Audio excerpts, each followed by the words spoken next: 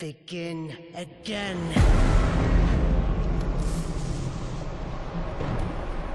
Royal Highness, ladies and gentlemen, and entertainment.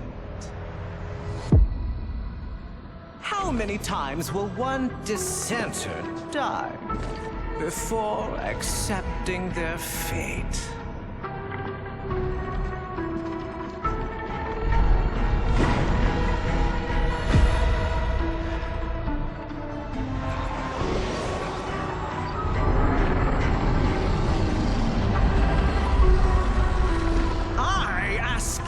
Once more, how many times will one fool die?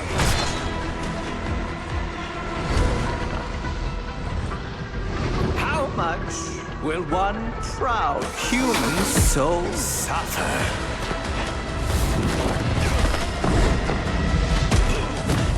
Before bending a knee to the greatness of their eternal king?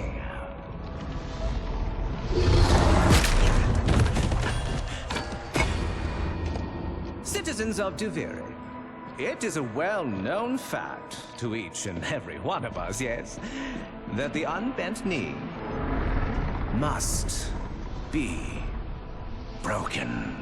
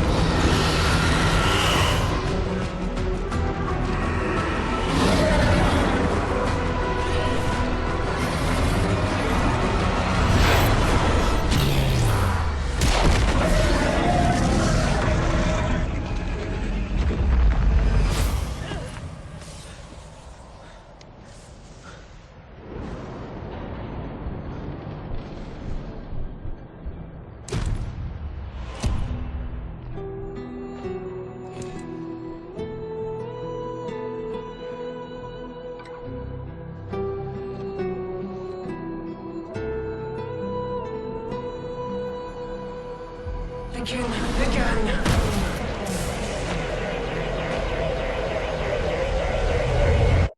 Hello everyone, In Front of the File here, and we are looking at the Duviri update.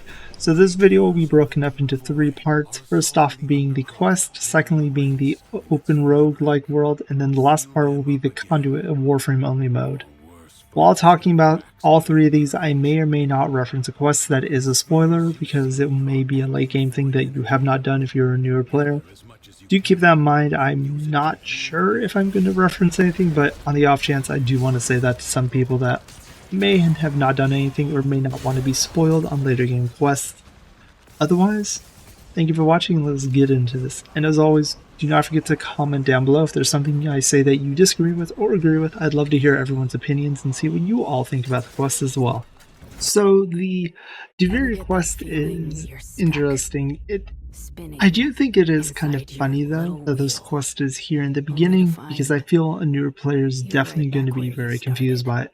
As someone who's done all the quests already, I'm not too confused by what this person is or what their tie is to the Warframe, but I do feel a newer player might be slightly confused and also slightly misled if this is their first quest on Warframe, considering Duviri plays very differently than any other part of Warframe pretty much, other than the new one and the fact that you use your drifter most of the time there, but otherwise very different. The all-in-all quest is not bad. Your drifter pretty much is stuck in this infinite loop. The drifter ends up getting lucky and escapes, and then finds Teshin, and Teshin ends up guiding your drifter through choosing their first Warframes, their first weapons, learning how to use the keypads and all that. I really wish there was a way as a late game player to be able to skip all that. I get giving me a random Warframe and weapons because I cannot use my gear, that would be way too overpowered. But I really wish I did not have to go through the whole using all of my abilities on Excalibur to know how he works. using the drifter stuff I get because that is new, and even for myself, that is a little weird. I'm not used to the drifter at all. The drifter's combat gives off a very much Dark Souls feel with the constant need to roll and timing your attacks. It's not a game. It is not the same type of just spam E to kill stuff. You need to be much more concise about when you're hitting, how often you're hitting. Also because blocking is the thing in this game, and it is pretty important to be able to block. It is very different from the actual combat of Warframe. It is kind of interesting. Now that I'm used to it, I do like it a lot more than when I first did it. When I first did it, I really hated it because it is so incredibly different to the rest of Warframe. Now this thing right here is called the Caith. It is, I jokingly call it the dog, but it's a Pegasus or a horse that has wings. You're able to use this to fly all around the map, and I absolutely love it. It's really helpful for getting around before you pick up a lot of the decrees. The decrees are these random upgrades to your drifter. They do not apply just to your drifter, they also apply to the Warframe. The decrees are random in nature. You cannot choose which decrees spawn up each time, but you can choose one of the three. These decrees unfortunately do not stay with your drifter in Warframe once you leave Duviri or close the game out, hence the part of this being a rogue type of game. They only stay with you while you're still in the mission. I do think if you complete the mission and then go back into the main area of Duviri and then go back in, you keep them, but I'm not 100% sure. They may disappear on there too. I'm not the best when it comes to Duviri. Now Duviri has this other area of it where you're not in your drifter, you're actually in your Warframe. This is the Undercroft, and this is a Warframe only zone. So this is kind of a waiting area. So if you're in a group, you'll spawn here until you're waiting for the rest of your group. Once your group finally gets in there, or the timer runs out, you come into this Undercroft where a randomized mission is. Unfortunately, there is no way to know what mission you're going to get. You may get a defense, survival, flood, exterminate, excavation. I think there's a few other missions I'm forgetting. You do not get every Warframe mission type, but there are several that you do get. And there is no way to know which type you get, which can make it very difficult if you're doing this on the Steel Path, because you definitely want to try to have a Warframe that is very diverse and can keep up with a lot of different mission types, or you will possibly struggle if fail the mission. Now, when I mentioned the Drifter got really strong with the decrees, I wanted to show this off. This is what it's kind of like in the story if you really grind him up on, or him or her up on decrees. One of the decrees is elite movement or something, and it gives the Drifter 10% movement speed, I believe, for every decree you unlock afterwards, which really stacks up and makes you extremely fast. Also, these decrees do insanely make your Drifter really strong. As you can tell, I'm pretty much just shredding through this stuff now. These enemies that were really tough are pretty much nothing at this point. So the Drifter does get exceedingly strong. The only problem is that you do have to stay in the entire Duviri experience. I think the moment you leave the Duviri experience, you lose all these decrees and have to grind again because it is a rogue mode. The last thing I want to show off is the ending fight where you actually get to take over the giant Omniworm or something. This is the giant dragon that flies over. You end up taking it over, destroying 2 of the other dragons, and then at that point you pretty much dethrone Thrax and you're given the choice to take over. For some weird reason it doesn't let you do anything with that. You pretty much just give Thrax back his power because he seems to want it, but you win your freedom. And then after a lot of monologue and mutation, you're given the choice to either leave and go to the Origin system or stay in the spirals of Duviri. This is where we go now and look at the other 2 game modes. So the other one is the Duviri experience. This is the way they want you to enjoy Duviri. It is a combination of doing a lot of side quests to get decrees and other resources, as well as a story fight where you end up fighting the worm.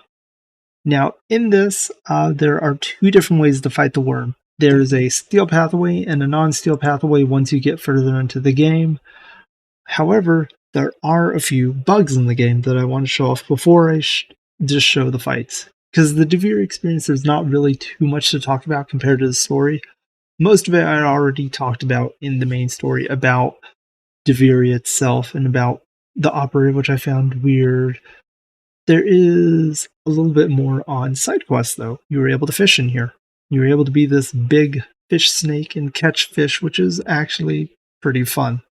However, this is one of the bugs I experienced, having to go find a chest, and unfortunately, we were not able to open said chest. It wouldn't let us, and we ended up having to pretty much forfeit the mission. Never fear, though, the Duviri experience is really good in the way of saving your progress. So unlike other modes where you need to specifically find checkpoints or some way to save progress, with Duviri experience, everything is pretty much saved every time you get a decree. Meaning if your main objective mission bugs out, you can go get a side mission, get a decree, and at that point activate the decree and all mission is saved, and you merely can leave and exit the lobby with no issues. So now the final fight. That red spear that's being thrown at you, you need to use your Orvius to hit it, and then if you fly through it, you get a speed boost. Once you get near the Omnivore, you'll see these side gears are glowing blue. You left click them if you're on PC, and you basically attach to the Omniworm. Once you're close enough to the head, you actually take control of the worm and have to destroy 2 tethers that hold it into place. So unfortunately, I had a video for the Steel Path version, which is a little more difficult, but unfortunately that file corrupted, and quite truthfully, I do not want to have to do this fight again on Steel Path right now because I need to get to bed and I want to try to get this video out soon. So I am sorry that I do not have the Steel Path version now. I may do another video on that later at some point, but we'll see.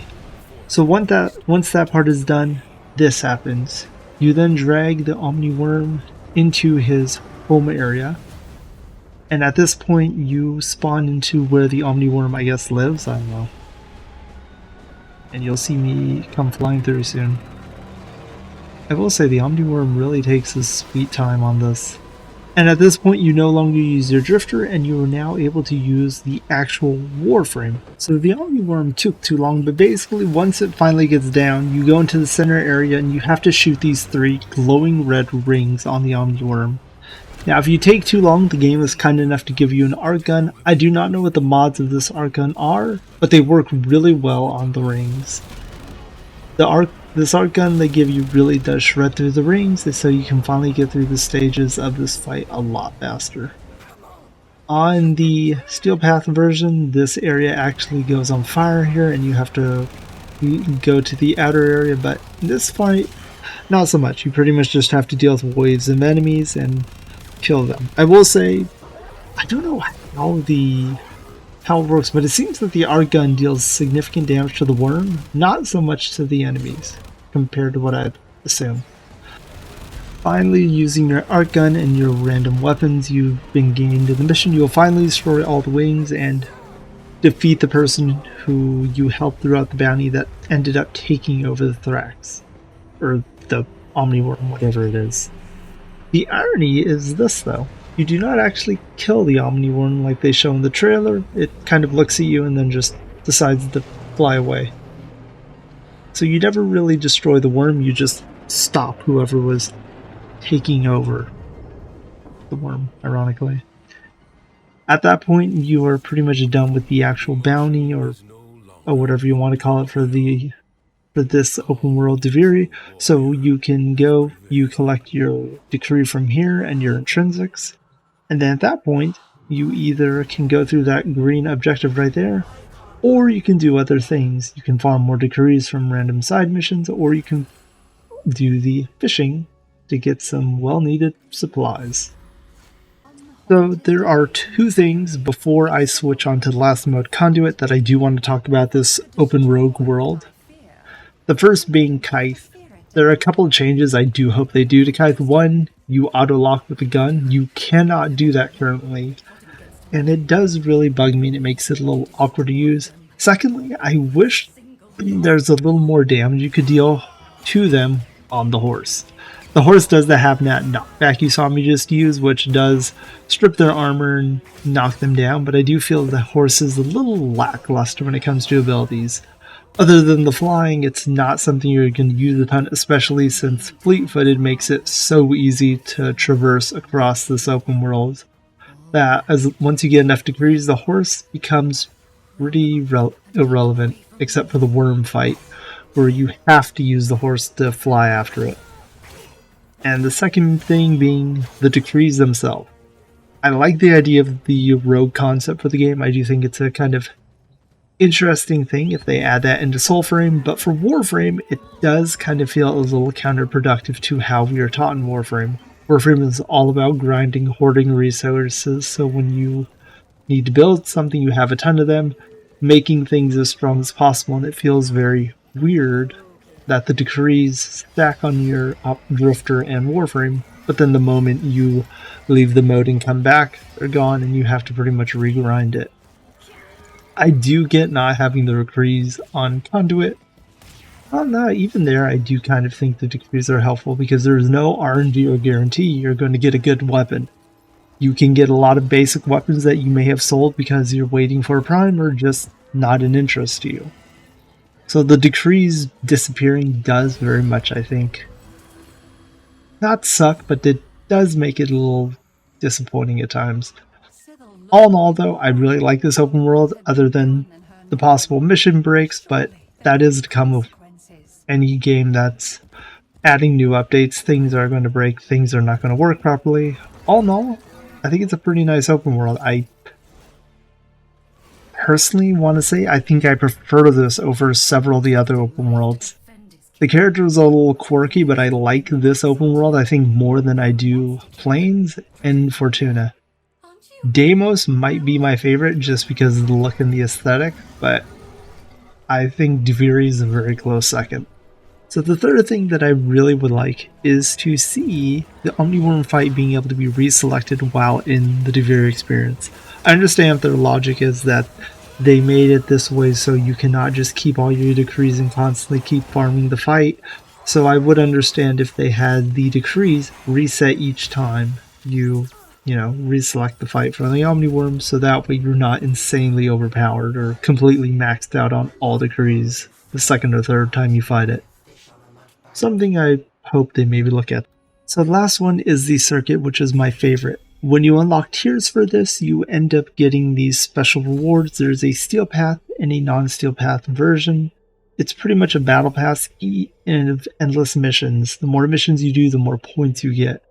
On steel path, you end up grinding for incarnate adapters, which change a specific type of weapon into an evolving weapon. It's pretty powerful sometimes. On normal mode, you actually grind out for a specific Warframe depending on whatever it is. On the bottom right, it shows you your resource or your next thing you're going to get, and on the very bottom, it shows you how much experience you need in order to get to the next level. So now I mentioned how decrees you only get from help doing random objectives in the open world. Well, they thought about that for Conduit. You'll see this. There are 3 of those in every mission in the Conduit. Those 3 decree fragments, if collected all 3 in the mission, you end up getting a decree. That way it allows you to get your decrees as well, that power up your Warframes and Operator and Drifter, as well as getting intrinsics for your Operator, which makes your Operator, or Drifter, more powerful. So this mode is definitely best. The best and my personal favorite. The enemies scale really fast. We did a hour run the other day. It was actually in this run, the enemies ended up hitting level 1400. However, the problem was this. While doing the mission, the Thrax units, which have overshields, which makes them immune to all crowd control abilities, any slows or anything like that, after a couple of hits, they pretty much shredded our defense target. And as you can see here, it has about 41,000 health. So as we were going through the mission, they ended up getting off a couple of shots at some point, and they just eviscerated the target, and we ended up failing the run. As you see, we pretty much lost all shields. Shields are gone now, and then all of a sudden, insta-fail, which was a disappointing hour we lost. However, they added this hotfix the next day, which was great. The defense target's level now scales between stages. The defense target's scaling occurs alongside enemy level scaling between stages up to level 50. After 50, the scaling rate decreases over time to maintain the level challenge in the circuit. Completely fair. Increase the defense target's level in the steel path from 76 to 101. Increase the rate at which the defense target's shields recharge. Reduce the damage that the defense target can take from thorax units, and defense rounds will now only start when someone enters the defense target's radius. This addresses enemies rushing the defense target before players have found it and positioned themselves to defend it. The last one we really did not have a problem with, but the thorax dealing less damage is such an amazing change, and I'm really glad to see that Digital Extremes, or the creators of Warframe, saw that was an issue quickly and took care of it, because it was very disappointing losing an hour of progress because thorax units are insane.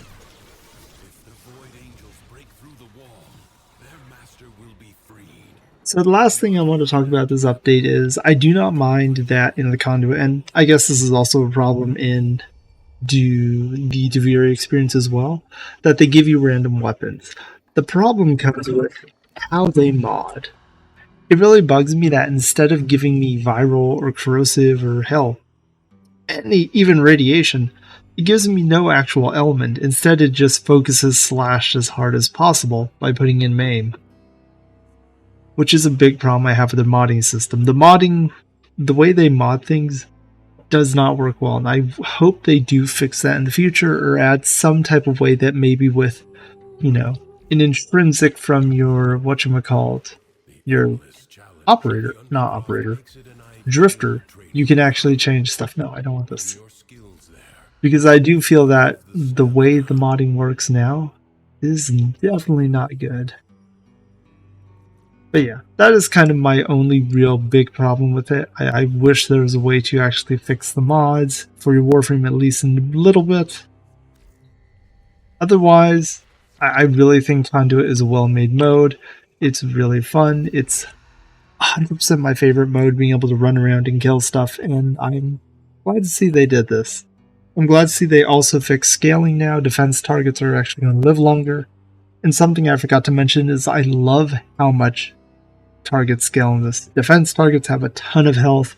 Excavators have a ton of health, and I'm glad to see that Warframe realized that enemies are going to be very high leveled, and they tried to help not make it too hard. Because in Steel Path, that is a major problem I have, that a lot of defense targets do not always scale, and excavators specifically do not scale well at all. They have such low health for the level, and it makes it impossible to defend them. And I'm glad to see that endurance runs here are kind of fixed, because you can actually have scaling defense targets.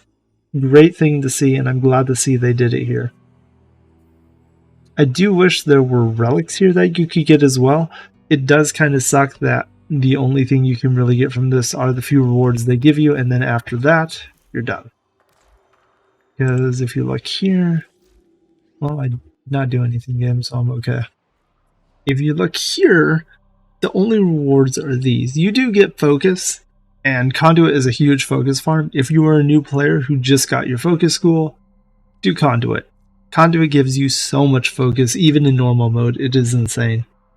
But I do wish there were kind of more rewards or things you could actually get for doing the excavators or the defenses, other than the rewards. Because once you hit this reward, the level 10, they do give you, I think, 9 or 10 more rewards, and then after that, it seems you're done. And you can just do it for fun. Hopefully they work on that or fix it at some point. Well, I think I got everything out for this update that I wanted to. I talked about pretty much everything I want to, and I hope you enjoy the update. I really like how this update is. It's definitely different from what I'm used to, but I think it is a welcome change. Now that I've played it a bit, I've gotten used to it. It's definitely fun. Still not a fan of the drifter combat, but it's not as bad as I thought it would be at the beginning. It's definitely a nice update, and it's a pretty cool change of pace. Tell me what you think of it in the comments below. Do you like it? Do you wish Warframe stayed more Warframe based? Do you not like that it's more of a Dark Souls type of combat for this? Thank you so much for watching, and I'll see you all next time. Alright everyone, take care all. Peace.